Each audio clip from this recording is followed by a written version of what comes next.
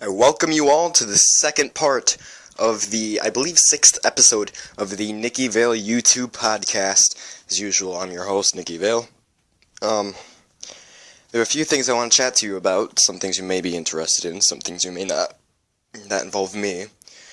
As I've said before, Death sings a melody. Mason left on good terms. He has his own stuff he needs to do. That's fine. Completely understand, but me, Michael, and Kara, so all of us, we're going to be very soon recording and editing together our first album. So that's pretty cool. Not long after, I'm going to be doing a solo album, see how people like my vocals. They're, of course, not the best, but whatever. Screw it.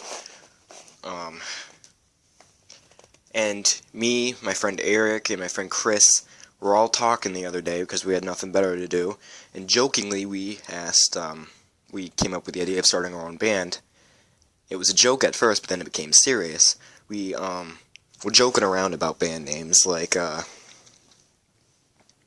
Hungry at 10:55 because we were starving and we needed lunch. And lunch was at 10:55, so we came up with names like that. And, I was throwing out names like, hey, why don't we call ourselves Motley Crue? Oh, Metallica. Let's call ourselves Metallica. That sounds pretty cool. Let's do that. I don't think anyone's done that yet. And just funny things like that. And then I throw out the name Slipknot. Eric goes, yeah, that's actually what really got me into metal music in the first place. So we decided to call this band Slip Noose, sort of in a tribute to Slipknot. And all we need to really get this band started is a drum set.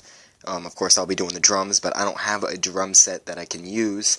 So if any of you know where I could get a cheap drum set, maybe a free used drum set, I don't care as long as it works, and I could play, metalcore music on it, that's completely fine.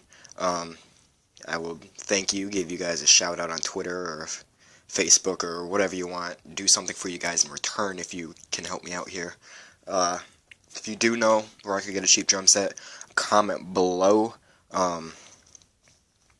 Yeah, hit me up on the Twitter at The Vale Podcast, and we have a Facebook page. It doesn't have a URL just yet, but type in the Nicky Vale YouTube Podcast, and you'll probably find it. So yeah, that's what we're going to be working on. That second band I'm a part of is, once we get a drum set, we'll be working on new songs, new albums, getting live gigs. In fact, Chris is already a part of several other bands and side projects. So, it's just a matter of getting a drum set that we can use. So, if you guys know anywhere we could get this, feel free to hit me up. I'll owe you a solid. Yeah, things of that nature. The reason I'm doing so much band stuff lately is because I've been trying to quit smoking. I mean, it's a terrible habit for an athlete, or a wannabe athlete at least, who has these goals of being a future heavyweight champion, martial arts champion, all that stuff. And I need to keep my cardio up for that, so music's kind of been a cool outlet. I love just being on stage and just being myself, not having to try to impress anybody, just going out, having a good time. Just, no gimmicks, no characters, just the real Nicky Vale, the real me. So yeah, hopefully all these musical projects will get done by 2015 or 2016, but no promises, of course. So yeah, if you haven't checked it out already, TRW Legends, go check that out. Great match I was a part of, blah blah blah. I believe I already plugged this in part 1, but whatever. And so yeah, some of the stuff I was gonna put on the Death Sings a Melody album, I decided to pull out and put on my solo album.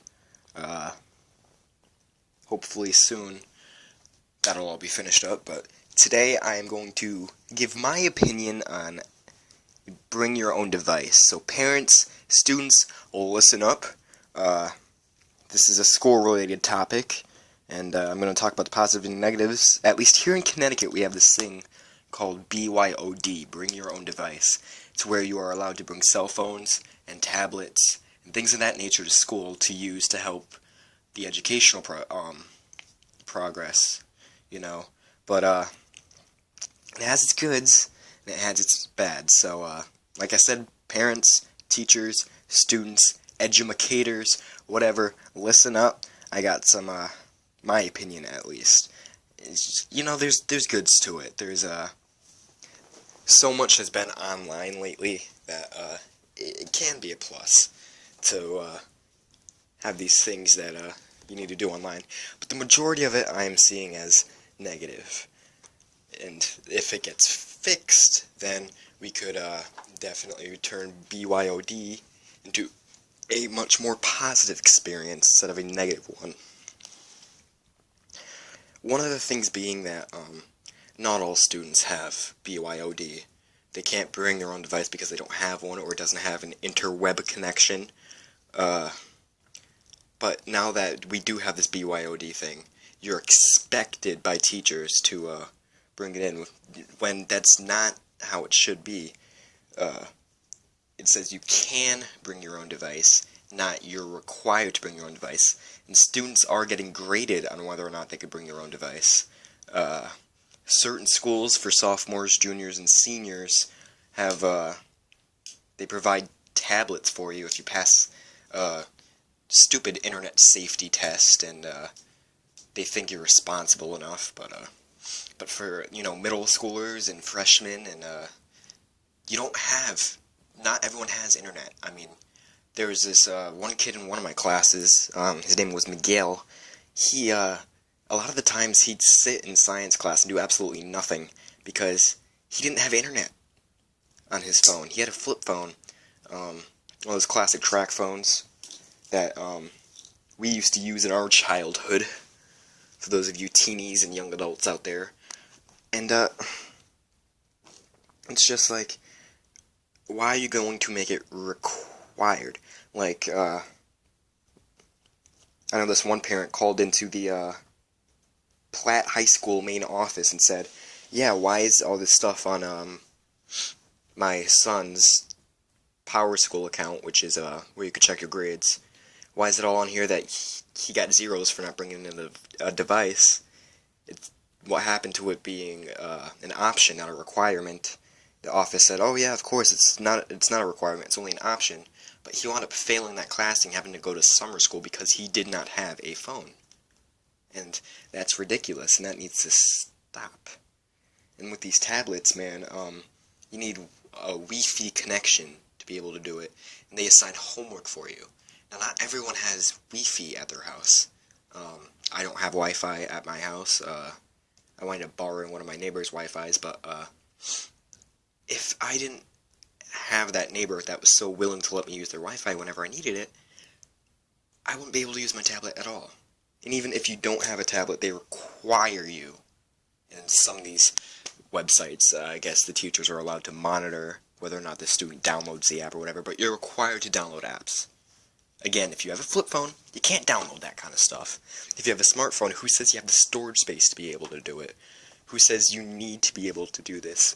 It's quite frankly ridiculous, and that's one of the biggest negatives I have. That not everyone is as privileged as other students are, and you can't generalize that everybody is able to have internet connection at home. So that's pretty ridiculous. Even my English class a few years ago was, a year ago, you were required to bring in a cell phone every day, fully charged for you to be able to use. This is English class, man. Why am I'm supposed to be reading out of books, I'm not supposed to be reading off the interwebs.